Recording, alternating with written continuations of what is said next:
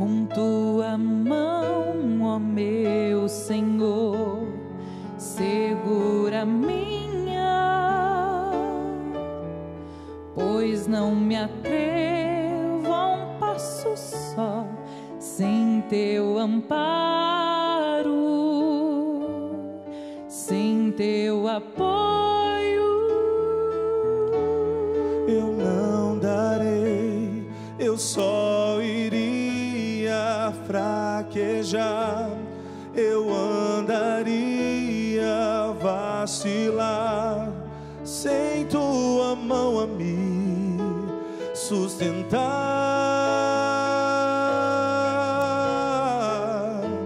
Mas se tua mão me segurar, eu correrei até voar,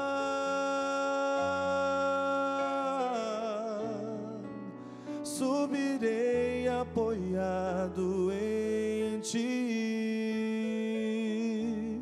Eu não darei, eu só iria fraquejar, eu andaria vacilar, sem tua mão a me sustentar.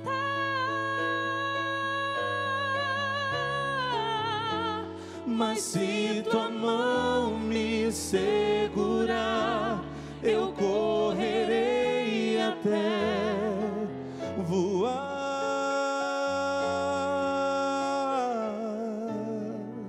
subirei apoiado em ti.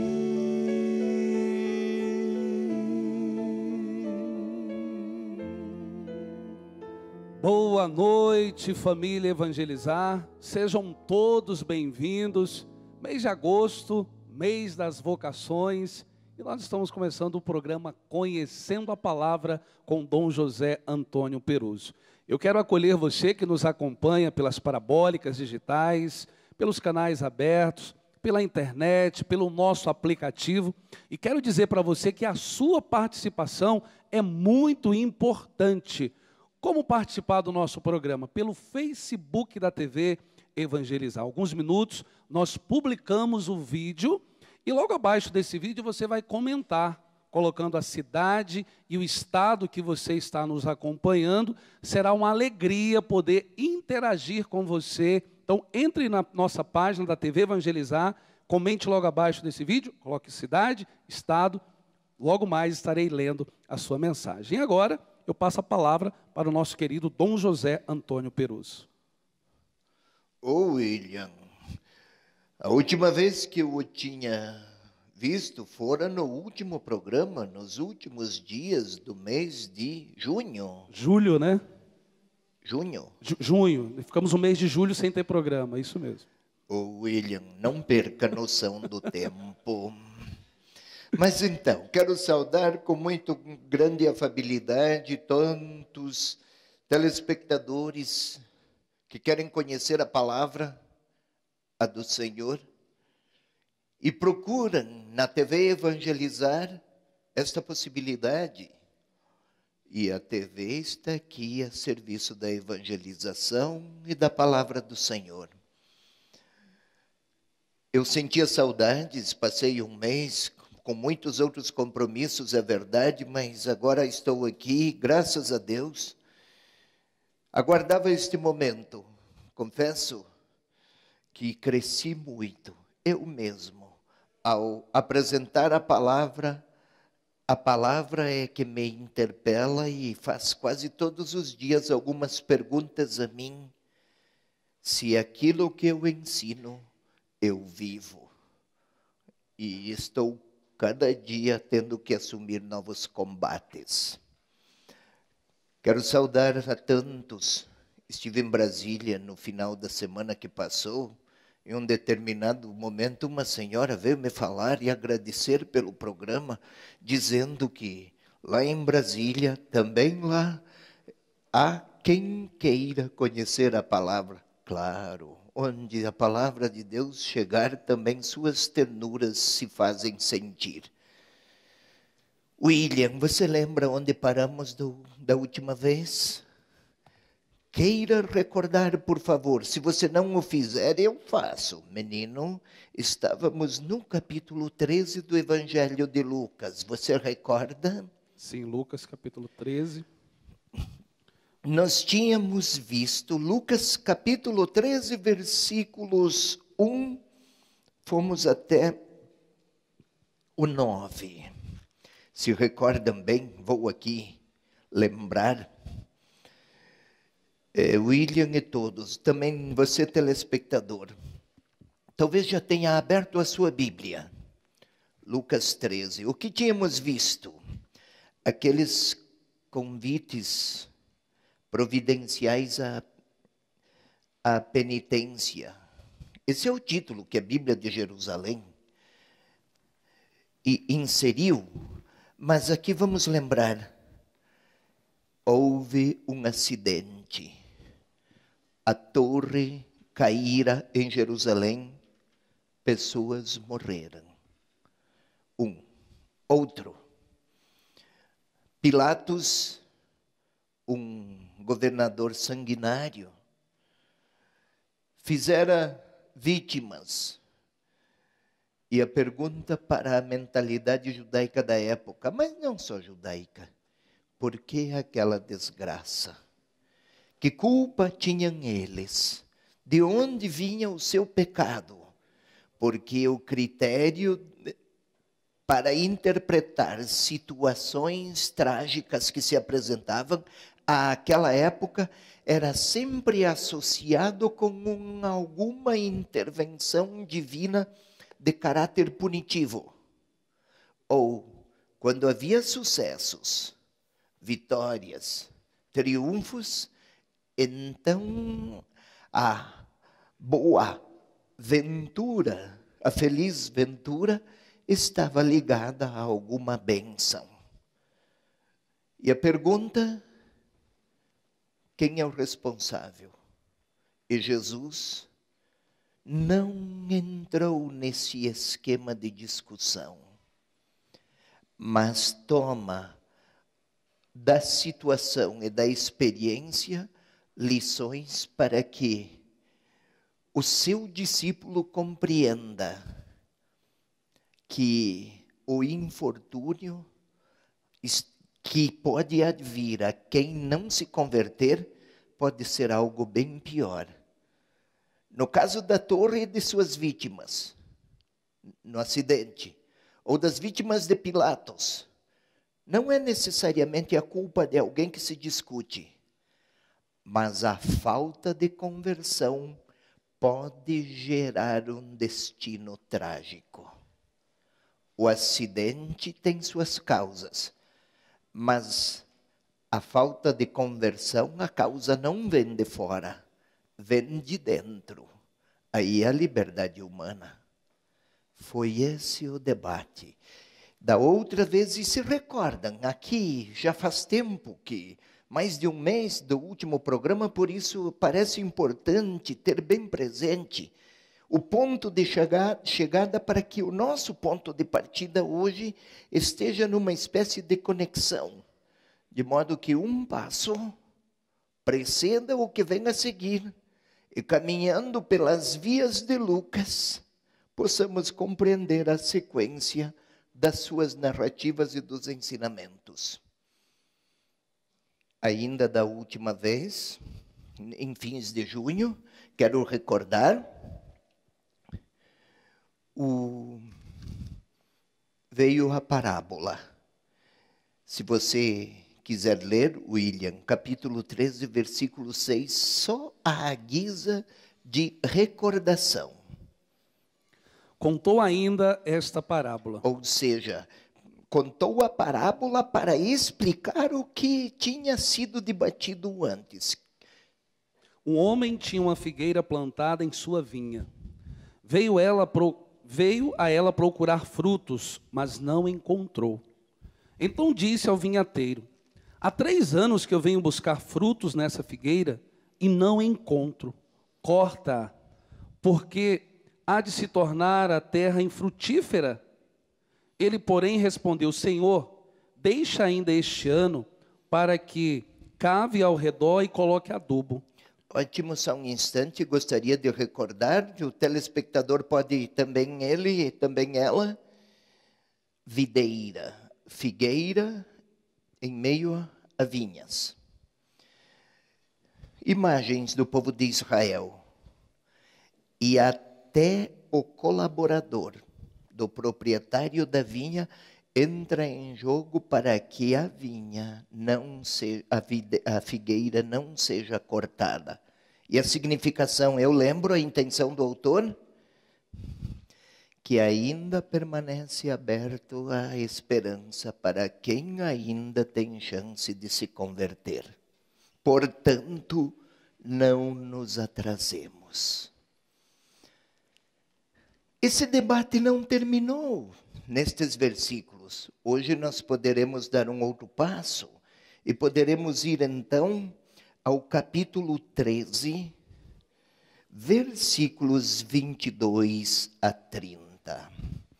Vamos saltar a cura da mulher encurvada em dia de sábado, porque é mais uma das curas.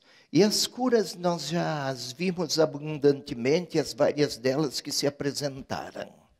Então vamos dar um passo e continuar a tentar compreender, nós como leitores de Lucas que queremos seguir Jesus e que trazemos na nossa história pessoal já um bom caminho de educação da fé, de participação no caminho dos discípulos, de vivência eclesial.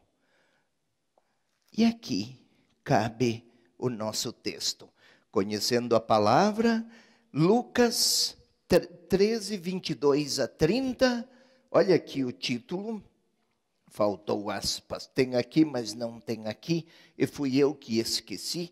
Então o telespectador, ao perceber o erro, saiba, não foram os técnicos, foi este pobre homem. Compreendam os limites de alguém que até os cabelos está perdendo. E aqui eu esqueci.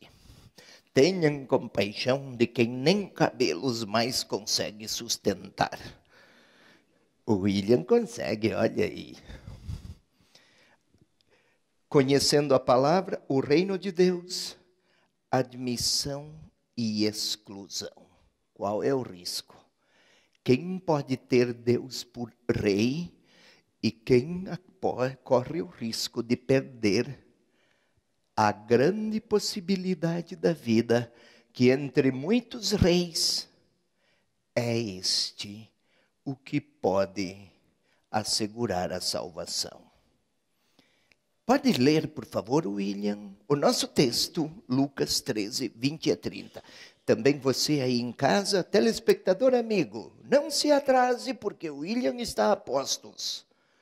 Jesus atravessava cidades e povoados, ensinando e encaminhando-se para Jerusalém. E alguém lhe perguntou: Senhor, é pequeno o número dos que se salvam? Ele respondeu: esforçai-vos por entrar pela porta estreita, pois eu vos digo que muitos procurarão entrar e não conseguirão. Uma vez que o dono da casa houver se levantado e tiver fechado a porta, e vós de fora começardes a bater a porta, dizendo: Senhor, abre-nos, ele vos responderá: não sei de onde sois. Então começareis a dizer: nós comíamos e bebíamos em tua presença, e tu ensinastes em nossas praças. Ele, porém, vos responderá: não sei de onde sois. Afastai-vos de mim, vós todos que cometeis injustiça.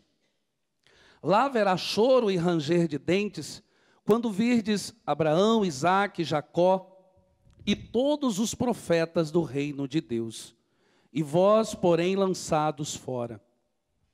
Eles virão do oriente, do ocidente, do norte e do sul, e se tomarão lugar à mesa do reino de Deus.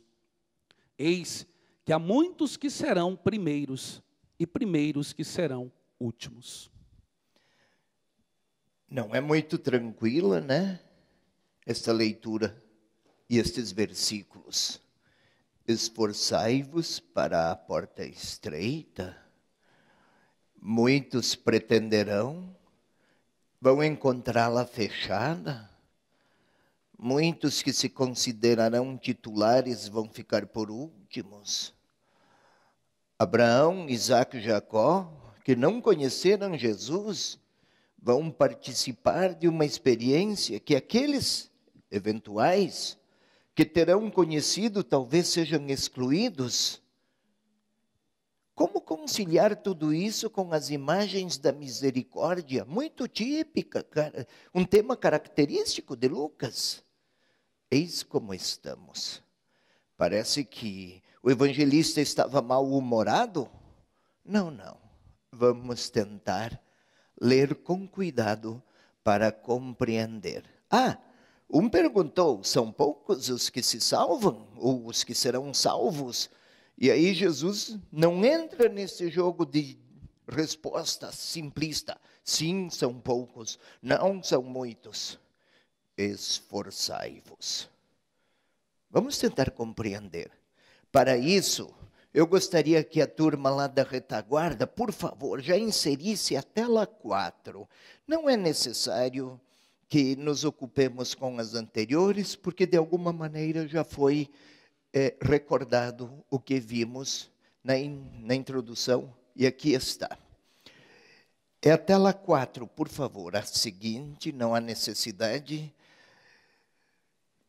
Questões históricas de fundo para este texto. Vamos compreender. Primeiro, com questões históricas de fundo, eu quero me referir ao seguinte: quais eram os problemas que a comunidade de Lucas enfrentava? Que situações vivia a comunidade para a qual Lucas escrevia? O que havia subjacente a estas linhas que motivaram o evangelista a apresentar estes ensinamentos de Jesus? Para isso, William, vou lhe recordar. Jesus viveu lá pelos anos 30 e... Exerceu o seu ministério lá pelos anos 34 a 37. Já expliquei isso uma vez. O tempo de Jesus. O Evangelho de Lucas foi escrito em torno dos anos 85. Em torno de 45 anos depois. E Lucas escreveu não para que os do passado lessem, mas para que os do futuro conhecessem o que Jesus ensinara. Tenhamos isso bem claro. E a comunidade dos seguidores de Jesus dos anos 85 enfrentava uma série de dificuldades, de problemas. São estas as questões históricas de fundo. E daí, primeira, necessidade de adesão e de esforço. Por quê? Porque lá na comunidade de Lucas havia cristãos que tinham conhecido Jesus, que tinham ouvido sua palavra, que tinham estado com os apóstolos, que tinham comido e bebido com ele, como diz no texto. Parecia-lhes bastar. Eu conheci Jesus. Que privilégio. Sem que houvesse da parte deles esforço. Sabe aquelas religiosidades que às vezes temos nós também? Multiplicamos as novenas e não oferecemos a nossa adesão e um esforço para a conversão. Essas religiosidades, às vezes até promovidas, mas sem tocar na urgência de mudança. Ou então, dentro da igreja eu oro. Dentro da igreja eu comungo, fora da igreja eu excomungo. Algo assim havia lá. Outro problema. ligado ao primeiro, a simples proximidade física ou histórica a Jesus não assegura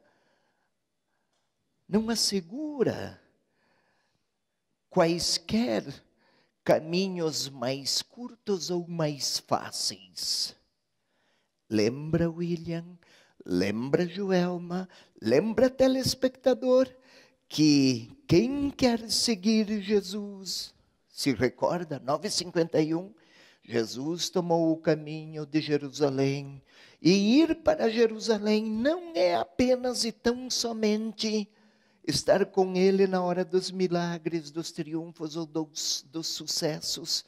Mas seguir o caminho de Jerusalém requer perseverança, força nos momentos difíceis, luta contra as tentações. Recorda?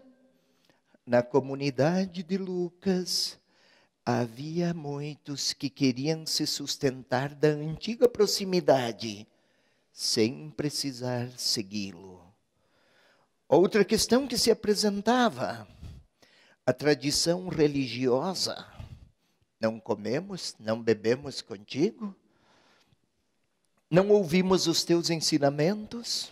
Ou então a pertença à tradição de Abraão, Isaac, Jacó? Não basta uma religiosidade bem consolidada se não houver uma mudança a partir de dentro. Lá na comunidade de Lucas, problemas assim se apresentavam. Só naquele tempo, né, William? Hoje, tudo isso já é questão superada, não é? Nós estamos aqui estudando história da religião daquele tempo, porque esses problemas não nos atingem. Ou sim? E depois, os critérios de Deus não seguem a lógica dos homens. Muitos serão dos últimos serão primeiros, e os primeiros serão últimos, até para aqueles casos de elevada religiosidade. Tudo isso para introduzir a nossa temática. Agora podemos, a seguir, na tela seguinte, podemos começar a ler os nossos versículos. Queira ler, William, 13:22. Jesus atravessava cidades e povoados, ensinando e prosseguindo o caminho para Jerusalém. Interessante. William, queira ir até o capítulo 3 de Lucas. Não recordo o versículo, mas lá no batismo de Jesus. Lucas 3. Ele vai até lá, vocês que estão aqui, queiram acompanhar comigo este versículo. E também você, telespectador, não precisa ir a Lucas agora. Ao batismo, Lucas 3, desculpe. Queiram acompanhar aqui comigo. Encontrou, William? Sim. Então agora ele lê e nós ouviremos para então dirigir os olhos à nossa grande tela. Vai lá. Ora, tendo todo o povo recebido o batismo, e no momento em que Jesus, também batizado, achava-se em oração, o céu se abriu, e o Espírito Santo desceu sobre ele em forma corporal como pomba. E no céu veio uma voz: Tu és o meu filho, eu hoje te gerei. Tu és o meu filho. O leitor, Lucas, ao escrever, tem presente o leitor que vai chegar, que o leitor vai participar. Jesus é o Filho de Deus. Então agora, observemos. O leitor sabe, ele já leu lá no capítulo 3, que é o Filho de Deus, este nome e este homem. Este nome e este homem, Filho de Deus, atravessava cidades e povoados. É Deus, o Filho de Deus, percorrendo seu caminho, sua história, e participar da existência de quem vive em cidades e povoados. como se fosse Deus a percorrer o caminho dos homens e da humanidade para ser presença em caminho de Jerusalém, levando consigo os seus para aquela experiência de vitória definitiva lá assegurada. Tenhamos bem presente, não vamos imaginar simples então que Jesus atravessava uma vila, mais uma, como se está em Curitiba, caminha um pouco, chega em Almirante Tamandaré, vai mais um pouco, chega em Rio Branco do Sul, segue a estrada, vai parar lá em Cerro Azul e seguindo. Não é apenas uma informação de caráter histórico geográfico, mas é o Filho de Deus percorrendo os dias e os caminhos e as trilhas de quem vive em cidades e povoados, como se Deus estivesse à procura dos seus. O que fazia? Ensinando e prosseguindo o caminho de Jerusalém.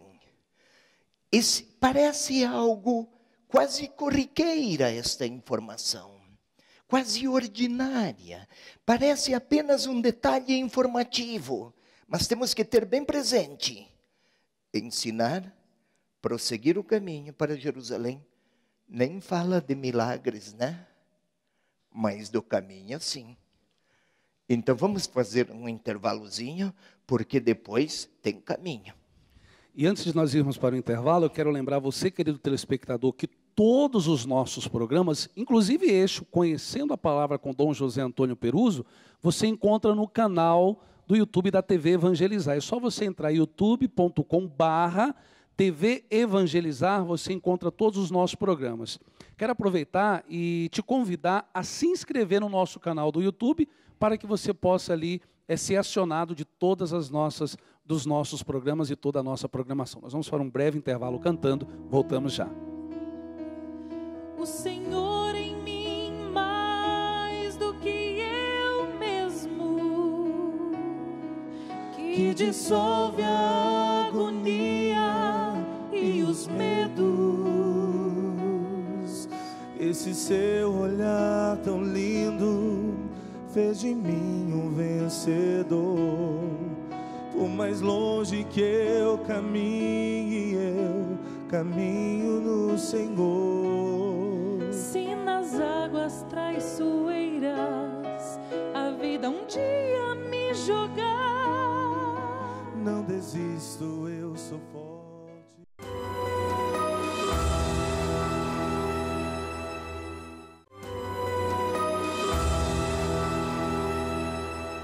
Tua mão desceu sobre mim e me retirou da escuridão, deu-me mãos e voz de profeta, deu-me um coração adorador. Tua mão desceu sobre mim e me retirou da escuridão, deu-me mãos e voz de profeta, deu-me um coração adorador.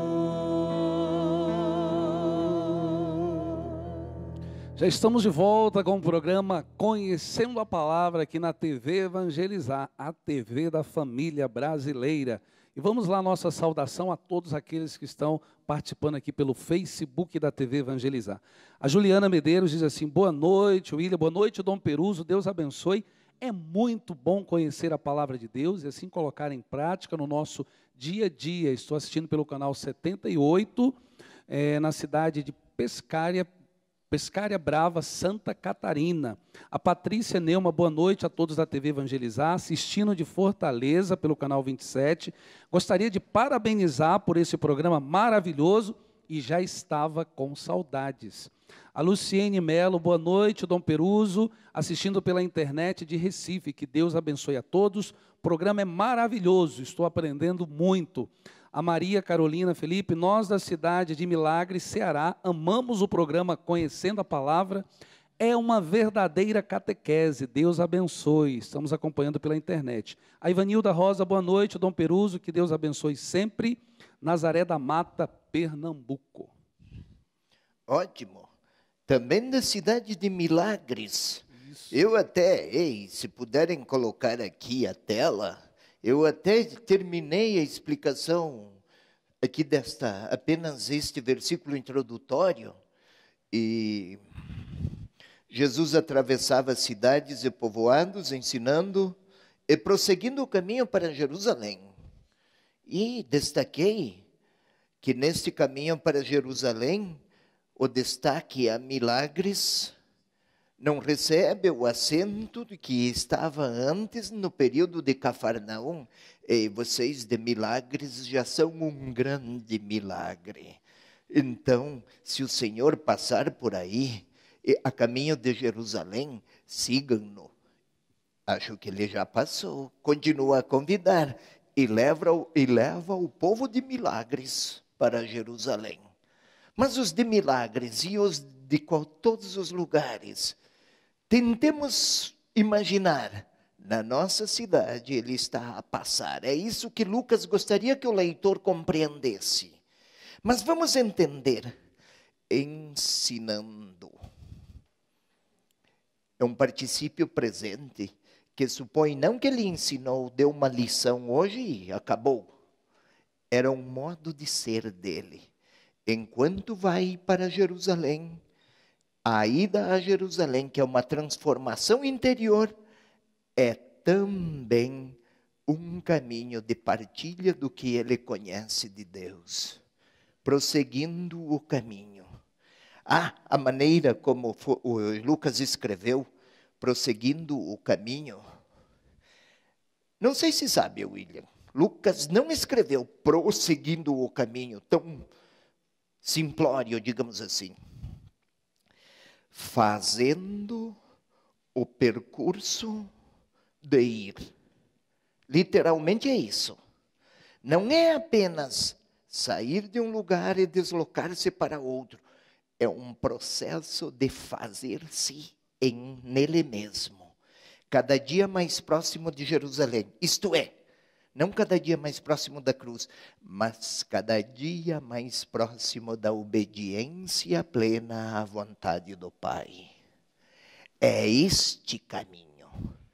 Não apenas o deslocamento geográfico. E aí, neste caminho, veio a pergunta que está na tela a seguir. Queira, pois, apresentar aí a nova tela. Você pode ler, William, o que é que no caminho para Jerusalém lhe perguntaram? Senhor, é verdade que são poucos os que são salvos? Senhor, é verdade que são poucos os que são salvos? Desde os tempos do Antigo Testamento, havia uma preocupação de fundo. Quantos é que vão se salvar? Todos? Quais os que, mantendo-se fiéis, chegarão à salvação? Havia um temor difundido à época, William, de que alguns poderiam ficar excluídos. Será que eu? Aquele outro talvez, porque olha como é que ele é. E começa aquela mentalidade julgadora. E a resposta de Jesus. Na realidade, o interlocutor, quem interroga, não está pensando tanto na quantidade, mas se ele teria alguma chance. Tem salvação para mim? É a pergunta que a religiosidade do tempo se formulava com grande frequência desde os anos 550, um pouco antes, no tempo do exílio. Porque muitos tinham se perdido no exílio e agora. E muitos justos, inclusive, tinham conhecido a derrota. Será? Quais é que vão ser salvos? A pergunta é mais especulativa, uma especulação.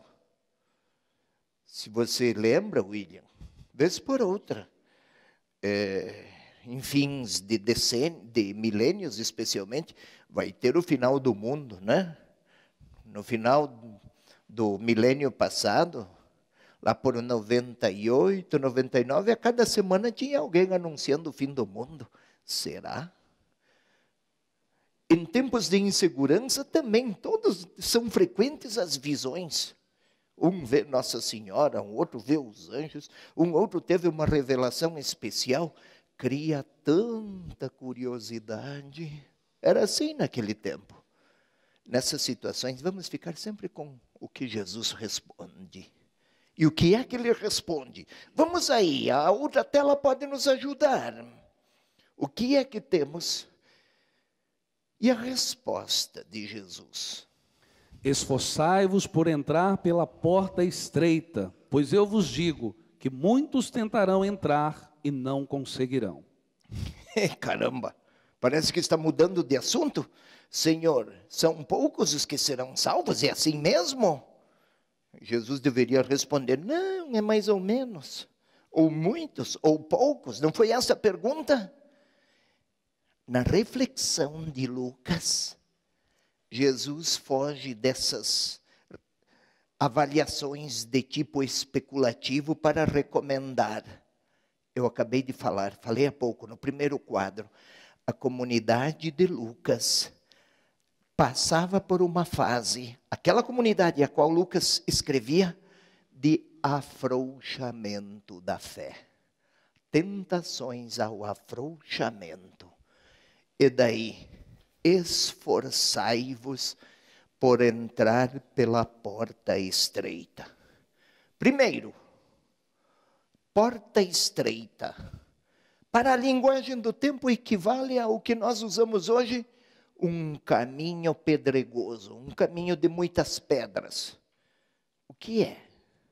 Não é só um caminho que tem pedra lá no meio. É um caminho difícil de percorrer. Vai ter que percorrer o caminho das pedras, não é isso que se fala? Vai ter que enfrentar uma situação difícil. Ou os espinhos, caminhar em meio a espinhos. Também aqui porta estreita. Mas eu gostaria de chamar a atenção para esforçai-vos. Naquele tempo, ou naquele período de tentações a uma fé vivida de muitos ritos, mas de poucos esforços, havia também pouca entrega e pouca doação. O verbo usado por Lucas é, vou aqui, um termo grego, agonizeste. Esforçai-vos, agonizo, em grego, e daí vem agonia. É luta. Não é o último combate e depois vem a morte. Isso hoje. Mas agoniai-vos, não no sentido de angústias, mas de oferecer os melhores esforços para poder entrar lá na casa, na comunhão. Casa é lugar da comunhão. Pois eu vos digo que muitos tentarão entrar, mas não conseguirão. Qual é o problema? Que tentarão? Vão querer entrar sem oferecer o melhor de si. Gostaria aqui de um exemplo. Telespectador, telespectadora. Alguém que sabe cozinhar bem. Se cozinhar com desleixo, por mais que conheça a culinária, o prato ficará bom? Alguém que saiba tocar um instrumento que tenha habilidades maravilhosas, para o violão, para o piano, para o violoncelo, para o que for. Se não oferecer o melhor de seus talentos, a música soará bem? Não é sinal que ama a culinária que ama cozinhar, que ama jogar, se não se esforçar. Não é verdade que ama a arte, se não se esforçar para tocar com maestria. Isso requer esforço, dedicação, competência, renúncia, sacrifício. Também se é verdade que deseja entrar pela porta, vai oferecer suas melhores possibilidades. É possível alguém dizer: eu lhe quero bem, meu amigo, e ignorá-lo? Seria verdade? Acontecia isso lá, na comunidade de Lucas. Por isso a salvação, o evangelista passa o debate. Muitos ou poucos, Jesus não responde. Mas se alguém quer participar, que ofereça os seus melhores dotes. É a forma de eu mostrar a minha adesão ao convite à graça. Não sou eu que me salvo, mas o meu esforço indica em que grau de verdade eu estou aderindo ao caminho com Ele em direção a Jerusalém. Faço-me compreender, William? Ou seja, não existe amor frouxo, não existe seguimento sem cor, sem paixão, sem entrega. Vamos observar um pouco mais. Aliás, ainda, agonizo, esforçai-vos. É a palavra principal em tudo isso aqui. Em todo esse versículo, desculpe. Agonizo vem de um termo das Olimpíadas gregas. Combater, esforçar-se. Querer na competição chegar até o final com a vitória. Não é possível vitória sem as melhores entregas. E a comunidade de Lucas, nela havia seguidores mornos, desapaixonados. É interessante, pois eu vos digo que muitos tentarão entrar. Vão querer entrar por quê? Vão querer participar sem ter oferecido seu esforço. A tela seguinte vai nos ajudar, por favor. E aí vamos ver. Pode ler, William? Uma vez que o dono da casa se levantar e fechar a porta, vós do lado de fora começareis a bater, dizendo: Senhor, abre-nos a porta. Ele responderá: não sei de onde sois. Caramba, que resposta, né? Parece que o dono da casa, nessa parábola, para a resposta de Jesus, esforçai-vos, para entrar pela porta estreita, depois vem a exemplificação. Olha quanto o problema se apresentava grave, para oferecer primeiro o enunciado, esforçai-vos, depois uma parábola para explicar. Parece que Lucas está preocupado com a situação da sua comunidade e o problema parece existir. Uma vez que o dono da casa se levantar e fechar a porta, vós do lado de fora. Interessante, né? Naquela época as pessoas viviam fora da casa, não dentro. A casa era pequenininha. Lá na parte interna era o lugar para dormir. O restante do tempo, para abrigar-se, para dormir, o lugar de maior intimidade da família. Mas o cotidiano era fora da casa. Uma cobertura que havia, se o dono da casa se levantou é porque os outros já entraram. Ele também fecha a porta, entra e fecha. Gostaria de lhes chamar a atenção o que segue. Vós do lado de fora, vós, leitores, de ontem e de hoje. do lado de fora começareis a bater dizendo. Então já está lá próximo da casa, né? Ele já entrou, mas eles estão do lado de fora. Estavam próximos, mas não tinham querido entrar. É importante ter presente isso. Então, Senhor, abre-nos a porta. Aqui está em português.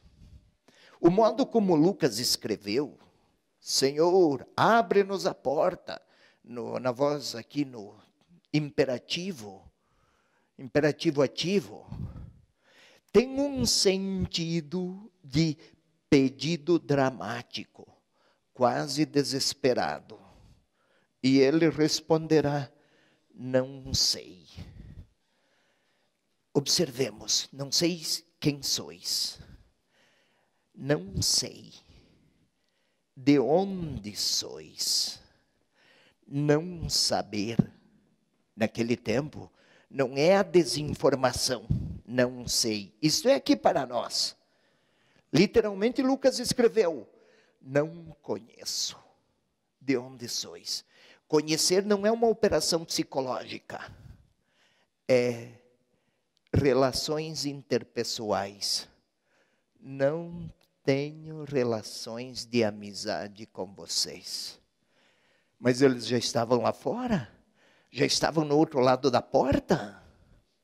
Estavam próximos? Não se esforçaram para participar daquela comunhão. Isto é, o que Lucas pretende de ontem e de hoje. Que eu busque no tempo que tenho, tornar-me conhecido do dono da casa. Conhecer, relacionamento, que eu, no tempo que tenho, é chances para eu criar amizades com meu Senhor. Cultivar amizades com meu Senhor. Veja o versículo seguinte e a tela seguinte, por favor, queira mostrar. Olha aí, você pode ler, William? Sim. Então começareis a dizer, comemos e bebemos na tua presença, e tu ensinastes em nossas praças. Comemos e bebemos. Já falei aqui que comunhão de mesa é comunhão de vida. Não sei se recordam, mas já falei. Temas de banquete, comunhão de mesa, comunhão de vida. Ou seja, não é que experimentamos as mesmas iguarias ou os mesmos pratos. Não, não é isso. Comer juntos está ligado à comunhão com a pessoa. Também beber ensinaste. Não se trata de ter tido lições apenas, mas de tê-lo acolhido como mestre. Qual era o problema?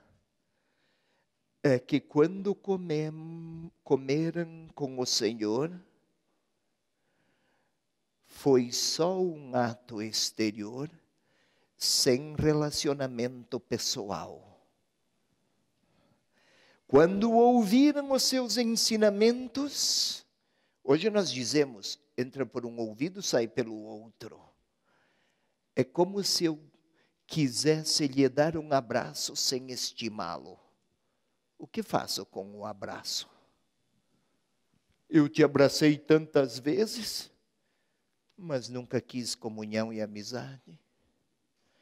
Eis o que estava acontecendo com a comunidade de Lucas e talvez o risco que incorremos nós de sermos muito religiosos, mas não necessariamente modelar os nossos comportamentos e as nossas escolhas éticas segundo o Senhor que dizemos seguir. Uma espécie de frouxidão ética, logo nos dias atuais, né? E isso pode trazer riscos à nossa sorte espiritual. Já pensaram um dia nos ser dirigida a voz? Não os conheço, não sei de onde sois. Estamos tocando na temática da conversão, desculpe. Se não, seremos religiosos demais e convertidos de menos.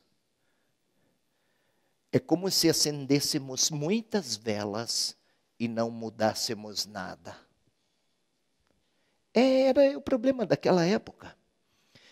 Antes ainda, no tempo do judaísmo, lá em Jerusalém se faziam cultos extraordinários, belíssimos, intensos, de uma sacralidade a toda prova, mas sem amar, sem estabelecer vínculos interpessoais. Afinal, William, nós pertencemos a quem amamos. E nós modelamos as nossas escolhas segundo quem e o que amamos. Se o meu grande amor é o cifrão, eu farei as escolhas que me garantem cifrões. Se a minha grande escolha é o Senhor, a quem sigo, eu vou assumir na minha interioridade todas aquelas relações e atitudes que me vinculam ao Senhor, a quem eu digo seguir. Se não, de novo o risco de estar com o Senhor no lado de fora da porta, mas na hora de entrar, o meu esforço não existiu. O que o Senhor faria com adesões de quem não ama, ou com fidelidades de quem nada renuncia? São aquelas fidelidades de quem nunca erra, mas a ninguém ama. Porque quando se ama, o esforço é um desdobramento, quase uma derivação imediata.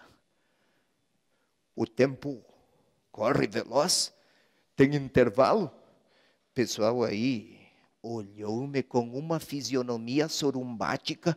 Eu vou sorrir para eles e já volto, tá? Eu quero lembrar você, querido telespectador, desde o mês de abril, nós estamos com a campanha para adquirirmos novos equipamentos. Hoje, no dia 1º de agosto, nós estamos começando a 5ª etapa dessa campanha e nós pretendemos, com a sua contribuição extra, adquirirmos o uplink. O que é o uplink? Justamente para nós fazermos transmissões externas e enviar o nosso sinal para todos os lugares. Então, faça a sua contribuição extra e nos ajude a continuar espalhando a boa nova de nosso Senhor Jesus Cristo. Minhas mãos se elevam, minha voz te louva, o meu ser se alegra quando estou em tua presença. Minhas mãos se elevam, minha voz te louva, o meu ser se alegra quando estou em...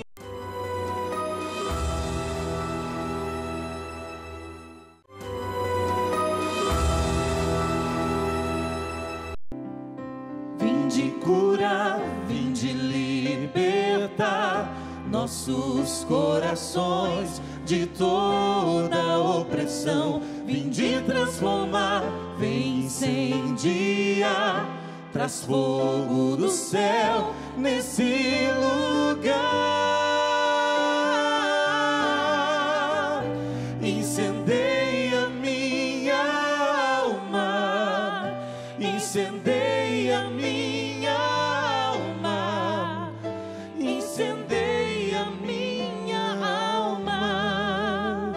Senhor, incendeia minha alma, incendeia minha alma, incendeia minha alma, Senhor.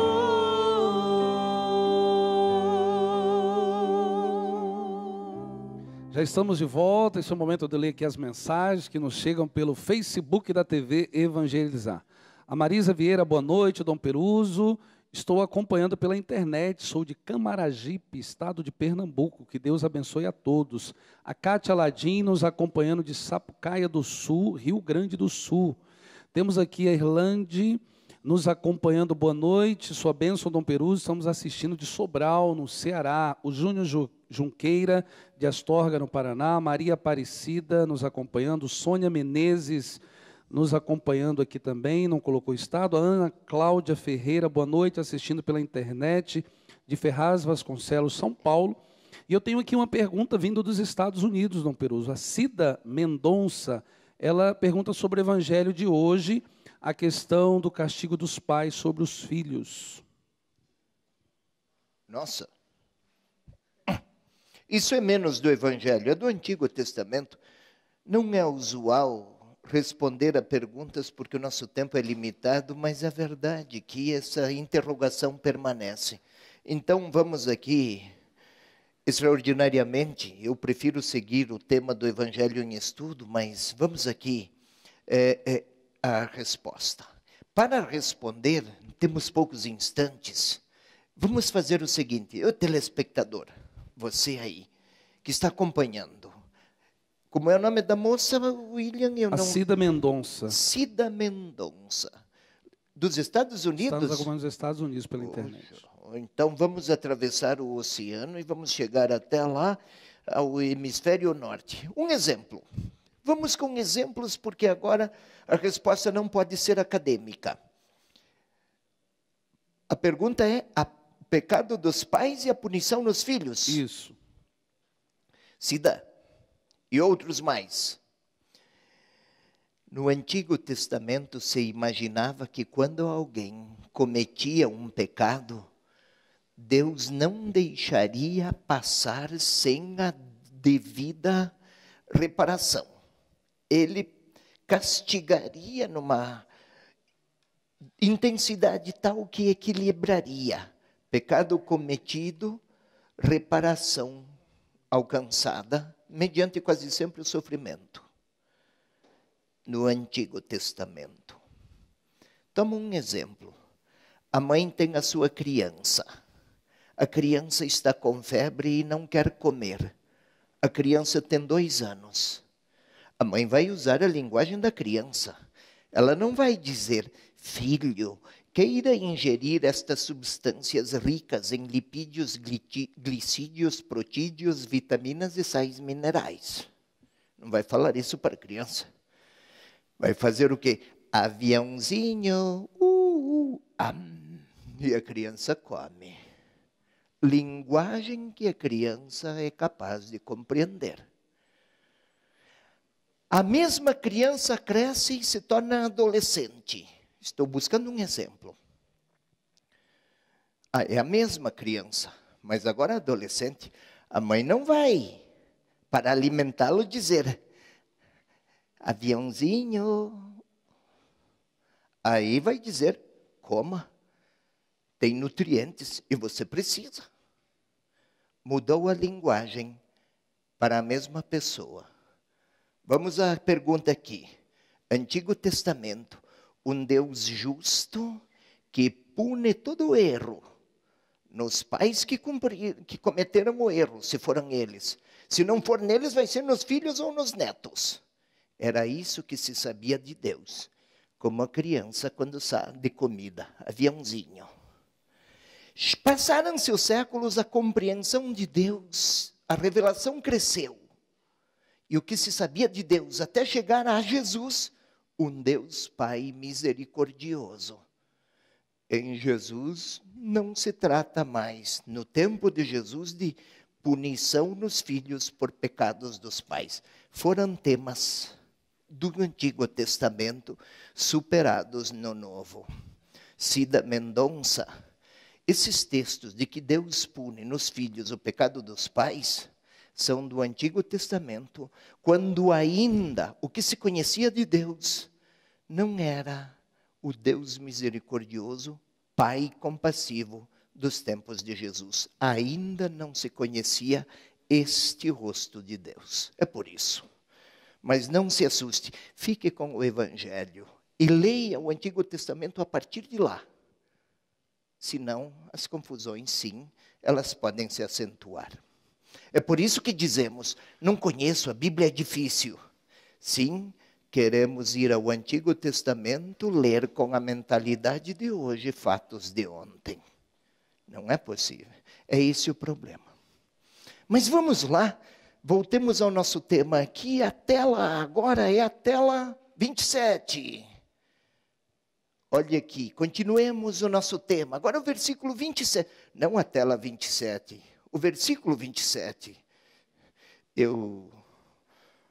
Telespectador, eu queria ver se vocês estavam atentos.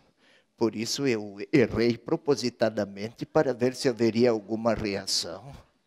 O pessoal aqui do auditório percebeu. Você aí deve estar atento também, não? Vamos lá.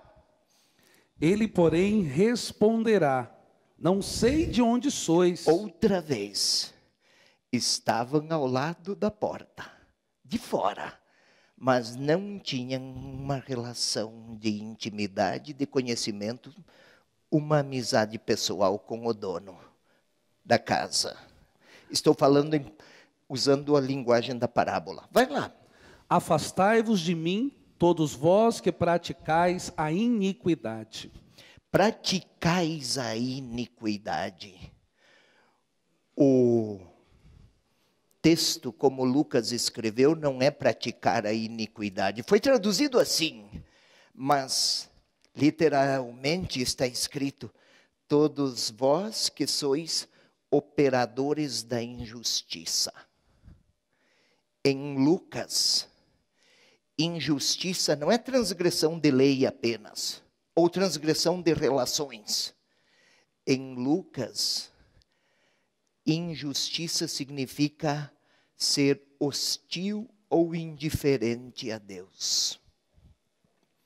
Estavam no templo, comeram e beberam com Jesus, ouviram seus ensinamentos, mas seus comportamentos retratavam atitudes de frieza ou hostilidade ao querer de Deus. Eis aí, é como se sorrissem para a pessoa e a hostilizassem desde dentro. Aparências de bondade e uma interioridade desfigurada. Vamos passear um pouco mais, por favor, porque temos que chegar ao versículo 28, que é um novo passo e uma nova tela. Você pode ler, por favor, William? E ali haverá choro e ranger de dentes, quando virdes Abraão, Isaque e Jacó, junto com todos os profetas no reino de Deus, enquanto vós mesmos sereis lançados fora. Ei, telespectador, observe aqui. E ali. Ali aonde? Ali do outro lado da porta. Não se esforçaram. Se não se esforçaram é porque não queriam entrar. Queriam se beneficiar da companhia do dono da casa, mas não um relacionamento de intimidade. Sabe, o risco é de pedir, sempre pedir e desejar todos os benefícios da amizade com Ele, sem a contrapartida, e Deus é pessoa, não um fornecedor de milagres. E relacionamento com uma pessoa tem caráter de encontro. O quê? Ali A quem fica de fora, haverá choro e ranger de dentes. Esta expressão é da cultura judaica palestinense. É uma expressão idiomática. É como dizer, na nossa linguagem, houve tanta tensão lá que quebrou o pau. O que é quebrar o pau? Houve conflitos e confrontos. Não é literalmente paus que se quebram. Ou então, quando alguém chama meu irmão, mas olha aí, Vinícius, meu irmão, indica proximidade, mas nós não somos irmãos no sentido biológico da terminologia. Choro, o desespero de quem fica de fora da comunhão com o dono da casa. Ranger de dentes, esse processo de bruxismo que chamam os dentes que se friccionam com força. Imagem da raiva, da indignação por ficar de fora. Choro e ranger de dentes quando ouvirdes Abraão. Abraão não conheceu Jesus. Os que ficam de fora conheceram. Isaac não conheceu. Jacó não teve essa graça. Os que ficam de fora é porque não quiseram, é porque não se esforçaram. Junto com todos os profetas representam aqueles que tiveram ouvidos atentos à voz de Deus e falaram. Todos eles nunca viram Jesus. Aqueles que disseram, não comemos contigo, não bebemos contigo, não ouvimos teus ensinamentos. Se não houver uma adesão a partir de dentro, não tenha Deus por rei. Reino de Deus, o que significa que se fala tanto de reino de Deus, ter a Deus por rei. Que as decisões do súdito, imagem daquele tempo, sejam sempre concordes com aquilo que o rei, Deus bom, Deus Pai, propõe. Senão, um outro terá sido o seu rei. Enquanto vós mesmos sereis lançados fora. O que é que eu jogo fora? Aquilo de que não tem valor para mim. Afastar-me, não ter Deus por rei, tem a sua outra face, contraface.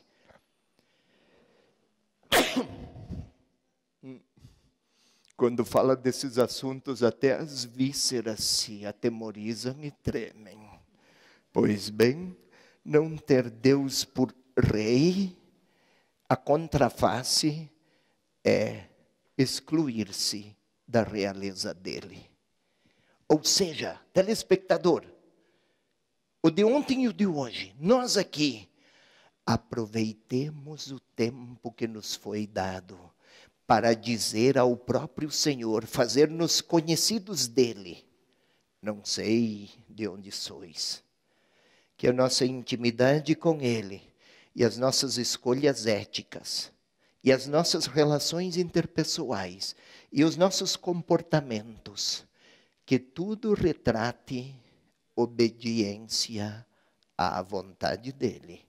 Não porque ele é ditador, tiraniza, mas porque é com ele que eu posso entrar na casa, comunhão, eternidade. Quase uma pergunta que já formulei aqui, telespectador, você aqui, vocês aqui, eu. Onde vou passar a eternidade? É uma pergunta a fazer. Não esqueçamos. Lucas pretende que o seu leitor se pergunte. A resposta não está pronta, mas eu tem um caminho a percorrer. Cada dia vivido é uma nova oportunidade de eu participar da intimidade com Ele e fazer as escolhas dele. Tem mais o versículo seguinte, então, William. Você pode ler, por favor, e daí ele nos ajuda a compreender. Eles virão do Oriente e do Ocidente, do Norte e do Sul, e tomarão lugar à mesa no reino de Deus. Ah, quem eles? Você pode ler o versículo anterior também? E lá haverá choro e ranger de dentes, quando virdes Abraão, Isaque, Jacó e todos os profetas no reino de Deus, e vós, porém, lançados fora. Eles virão do Oriente, do Ocidente, do Norte e do Sul, e tomarão lugar à mesa no reino de Deus. Eles. Quais eles? Originalmente são textos de fontes distintas e que o evangelista compilou. Tradições e narrativas distintas que as juntou. Colocou uma sobre a outra e ficou um texto só. Mas ele não faz isso por pura casualidade. Há uma lógica em tudo isso. Qual? Do Oriente, do Ocidente, do Norte, do Sul, dos quatro cantos do mundo. Naquele tempo se supunha que o mundo tinha 4 cantos, daí também os 4 ventos. Ainda hoje se fala, né? Anunciou aos 4 ventos. A expressão antiga, do tempo da cultura grega ainda, para dizer de todos os lados. Também aqui. Ou seja, haverá aqueles que virão. Isto pode passar a tela seguinte. Não tem a tela. Eu esqueci. Não tem a tela. Vou explicar, sabe, telespectador? Não tem a tela, porque eu não consegui enviar em tempo. Então agora vamos sem tela. A tela sou eu. Olha aqui.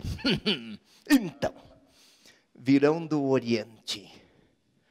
Oriente, Ocidente, Norte, Sul, de todos os lados do mundo virão para o encontro. Pode ler esse versículo outra vez, William? Eles virão do Oriente e do Ocidente, do Norte e do Sul, e tomarão lugar à mesa no reino de Deus. Tomarão lugar, ei, telespectador.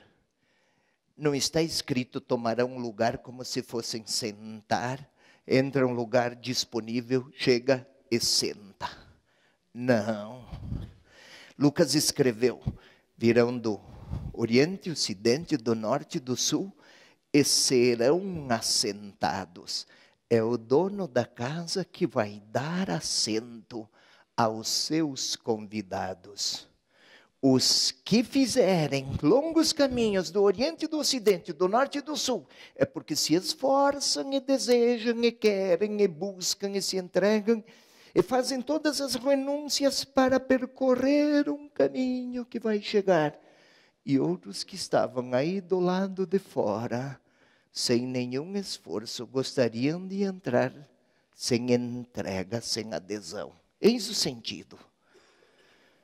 Serão assentados. É interessante, é como se o dono da casa viesse, entra, vem, senta.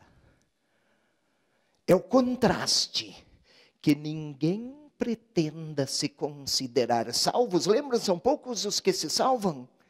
Que ninguém pretenda se considerar salvo, se nos dias de sua vida não ofereceu suas melhores energias para participar da comunhão com o seu Senhor.